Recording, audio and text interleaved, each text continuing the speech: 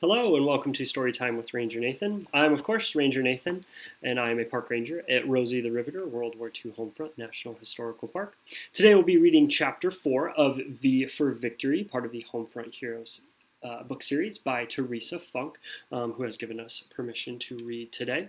In Chapter 3, there was a plane crash right as Gary and Alejandro and Miguel, our main character, were finishing up their scrap driving for today, and you can see that it was very frustrating for Miguel to not be able to go, but also very scary for those that did.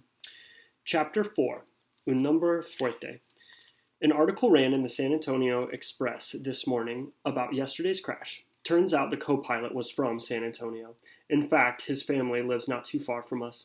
Mama says she remembers him from when he was a kid. Gary called to tell me he thinks they were flying low so the co-pilot could show the pilot our neighborhood. Gary says that's why they never station pilots near their hometowns, so nothing like this will happen. But the pilots were supposed to be delivering the plane to Laredo, and no one knows why they asked to land here instead. Mama cut out the article and set it on the kitchen table. Every time she passes it, she gets tears in her eyes. Maybe she's thinking about Ernesto, hoping the same thing won't happen to him. I've been moping around, too, since the crash. I barely said a word to anyone, but no one seems to have noticed. They're all caught up in their own thoughts. Well, maybe one person has noticed. Abuelo, my grandfather. He comes into my room after I go to bed and taps my foot. Come with me to El Mercado tomorrow, he says in Spanish. I groan. Abuelo goes to the market at 6 o'clock every morning to pick out the freshest fruits and vegetables for our store. I don't want to be anywhere at 6 in the morning. Come on, Miguel. We'll have some fun. What does he mean by fun, I wonder as I get dressed the next morning. I'm still yawning as I stumble down the stairs into the kitchen. Mama sends me to fetch the keys to the truck from Papa. I find him working on the account books in the back room of the store, as he does every morning, but when I open my mouth to speak, a giant yawn comes out instead. Papa laughs. Look at you, up so early, he teases. Off to the market? Tell Abuelo to skip the beets today. Just because they're his favorite doesn't mean they sell well. He winks and tosses me the keys. I barely catch them. I'm still so tired. Abuelo and Mama are waiting for me in the delivery truck. The words J. Montoya Grocery are painted on the doors. My father believes in advertising. We drive to the market in silence. Mama stares straight ahead. It's like she's 1,000 miles away lately, and it kind of worries me.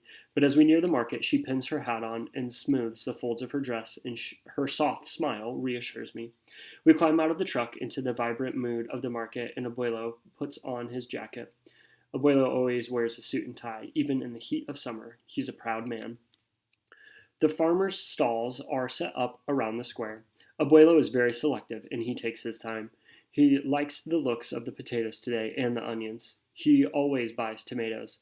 They sell well in the store. He doesn't approve of the carrots, though, and we still have some left from yesterday, and luckily he passes on the beets. The only fruit he'll consider is a box of apricots from one of the vendors. He waves away another farmer who tries to sell him bruised peaches, and another who offers him overripe melons at a discount. Nothing but the best in our store. When we're finished, Abuelo and I load the boxes and sacks into the bed of our truck. Mama has made a few purchases of her own. Some molasses candy she'll sell in the store, and a couple of piñatas she'll hang in the front window. Mama goes around to the passenger side, but Abuelo hands her the keys to the truck instead. Miguel and I have some errands to run, he says. Mama looks perplexed, then smiles faintly and pulls me over for that kiss on the head. I've told her I'm getting too old for this, but she doesn't listen. Behave yourself, she says. Where are we going, Abuelo? I ask. Mi Terra. This is our favorite restaurant. They open early for the farmers, and it's a special treat to eat there. My grandfather has only taken me twice before. My favorite dish is cabrito, baby goat, but it's probably too early in the day for that. Abuelo suggests we share the steak and eggs, so I agree, my mouth watering at the delicious smells coming from the kitchen. As we finish our food, my grandfather sips his coffee and eyes me. Do you know why I chose your name? He asks me in Spanish. I shake my head, surprised. Sí, Miguel, the archangel, powerful, strong. When I held you for the first time, this is how you felt to me. Strong. A strong grip, strong legs. I told your father, this boy needs un nombre fuerte, a strong name. Well, the only thing I seem to be strong enough to do these days is lug Victor around. Why can't I do more at the store? I'm old enough. I'd rather do that than watch a runny-nosed kid. What would you do at the store if you could? Run the cash register. Then Tia Sylvia or Juanita could watch the baby. Making change takes concentration, and your mind is always off with your friends. You don't have the knowledge yet to run the cash register. Then why can't I help more with deliveries? You're not old enough to drive, and we don't need two people in a truck to make deliveries. Well, it doesn't take much strength to run a feather duster or put price stickers on cans. When will I be old enough to do something more important?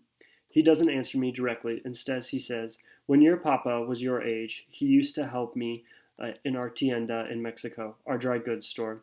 Those were hard times. Then we lost everything in the revolution.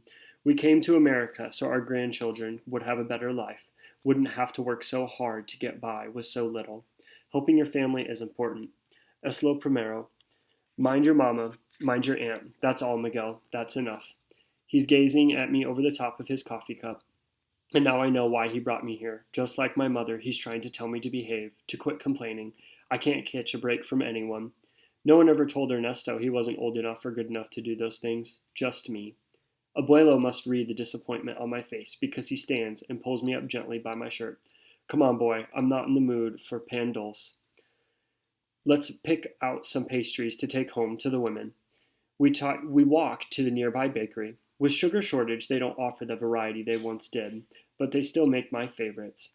Pumpkin turnovers and Abuelo's favorite sweet potato turnovers. After we leave the bakery, Abuelo suggests we visit the price shop. Abuelita is running low on comino and oregano, and this spice shop is the best in town. On the way to the bus, I think of something I want to buy.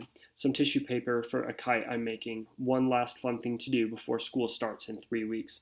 I have a kite, but I've patched it so many times it just won't fly anymore. I tell Abuelo, and he steers me towards the drugstore. I pick out the paper, and then Abuelo surprises me with some balsa wood for the frame. I've been using twigs before.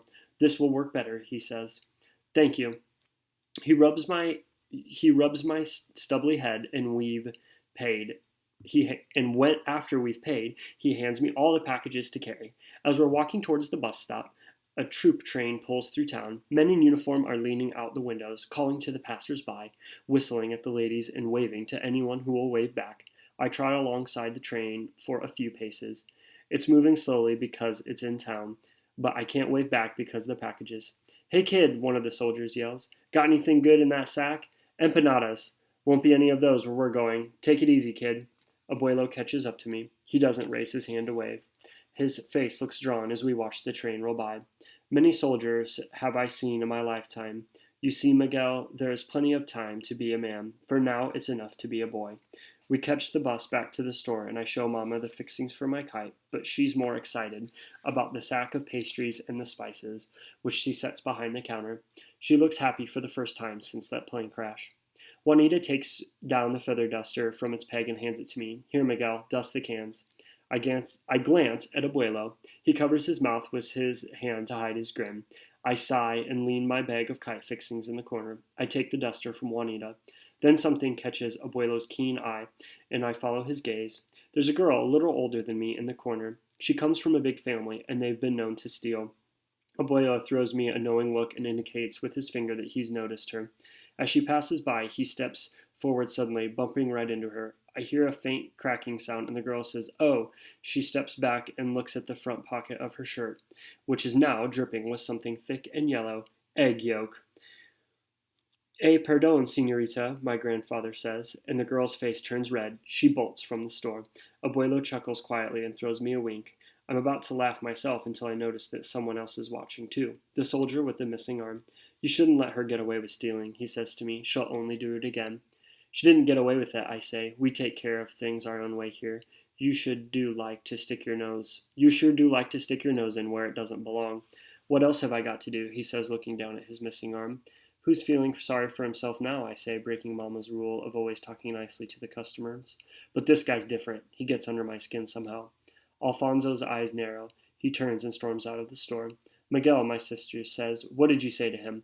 Nothing. He's an odd duck, that's all. Juanita doesn't look convinced. But then a woman taps her on the arm and asks for help finding foot powder. Juanita shakes a finger at me. I shrug to tell her I don't care, and I don't care unless she tells Mama, then I'll care plenty. That is the end of chapter 4. Thank you so much for joining.